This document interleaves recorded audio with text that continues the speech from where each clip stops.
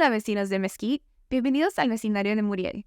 Hoy tenemos otro episodio de nuestra serie Círculo de Cuidado o Care Circle presentado por el Departamento de Consejería de Mesquite ISD, la mejor atención en cualquier lugar. Esta serie está dirigida a familias de estudiantes de primaria y nos centraremos en temas que impactan a su hijo, compartiendo algunas cosas que su hijo está aprendiendo en la escuela para ayudarse a sí mismo social y emocionalmente y brindando consejos sobre lo que puede hacer para apoyarlo. Octubre es el mes nacional de la prevención de la intimidación y el acoso escolar, por lo que hoy vamos a analizar qué es el acoso escolar y cómo manejarlo. Donde quiera que miremos, se usa la palabra acoso e intimidación. Nuestra mentalidad colectiva está cambiando de no es gran cosa, todo el mundo pasa por esto, hasta darse cuenta de su importancia y a menudo de sus efectos permanentes. Igualmente importante para ese cambio de perspectiva es reconocer las diferencias entre ser grosero, ser malo y acosar. Cindy Wilson, terapeuta licenciada, educadora nacional sobre el acoso escolar y autora de 3 libros, escribió un artículo que describe la diferencia. Ser grosero es inadvertidamente decir o hacer algo que lastima a otra persona. Ser malo es decir o hacer algo a propósito para lastimar a alguien una vez o tal vez 2 veces. Y acoso o intimidación es el comportamiento intencionalmente agresivo no deseado que se repite o tiene el potencial de repetirse, con un desequilibrio de poder que interfiere con la educación del estudiante o interrumpe las operaciones escolares. Puede tener problemas graves y duraderos tanto para el acosador como para la víctima, y estas cosas no siempre son físicas, incluye formas verbales, sociales y en línea o cibernéticos. Hola, Cartero, chao. Hola, buenos días. Here's your mail for the day. Muchas gracias. Thank you. Adiós.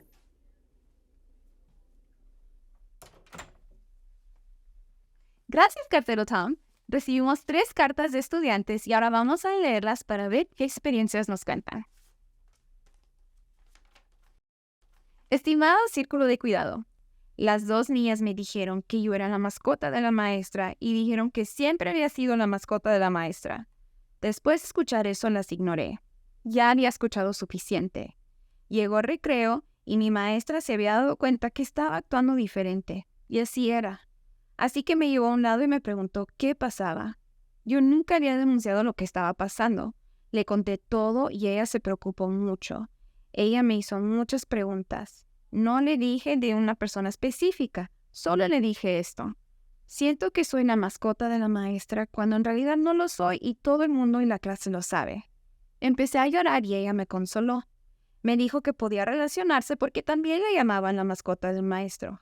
Ella me dijo que la mascota de un maestro solo significa que eras una gran estudiante. Después las chicas se disculparon y dijeron 1000 veces lo siento. Finalmente estaba orgullosa de ser la mascota de un maestro porque ahora sé la verdadera definición.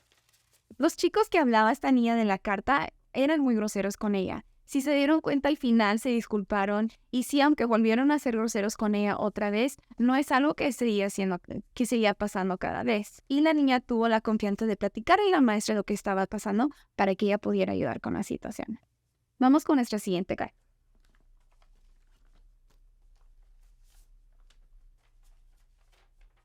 Estimado Círculo de Atención, quiero contarles algo que sucedió en la escuela.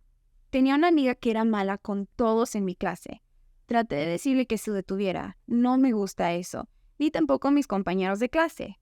Luego siguió siendo mala. Ni siquiera jugó conmigo una vez en el recreo. Entonces la maestra notó que me sentía triste. Le dije que la persona no era amable con todos. La maestra me ayudó a calmarme y ayudó a la persona a aprender que debes de tratar a las personas como quieres que te traten. Mejoró la mayor parte del tiempo. A esta alumna la podemos considerar que es una persona que es mala, porque trata por igual a todos los compañeros, es mala con todos. También qué bueno que esta alumna tuvo la valentía de contarle a la maestra, porque si la maestra también pudo enseñarle a la niña cómo se debe de tratar a los demás compañeros. Vamos con nuestra última carta. Estimado Círculo de Atención, todos los días veo a un niño en mi clase de educación física siendo acosado por los niños mayores. Le dicen que es feo, gordo y que huele mal. Cuando salimos a correr, a veces van detrás de él y le dicen cosas malas. Una vez creo que vi que lo hicieron tropezar. No se defiende y estoy preocupado por él, pero no sé cómo ayudarlo. ¿Qué pasa si ellos también terminan acosándome si se enteran que yo le digo algo al entrenador? Este es un caso muy difícil y más serio. En este caso, sí noto que hay acoso, porque los comportamientos son repetidos, pasan una y otra vez. Hay un imbalance de poder. Hay una persona que está siendo de víctima, que no se puede defender ante los mayores que le están haciendo cosas repetidamente. También la persona que escribió esta carta siente ese imbalance de poder porque no se anima aún a decirle a sus profesores. Pero espero que por fin lo puedas hacer o que hables con tus papás para que te apoyen en esto, para que este niño ya no esté sufriendo de acoso escolar.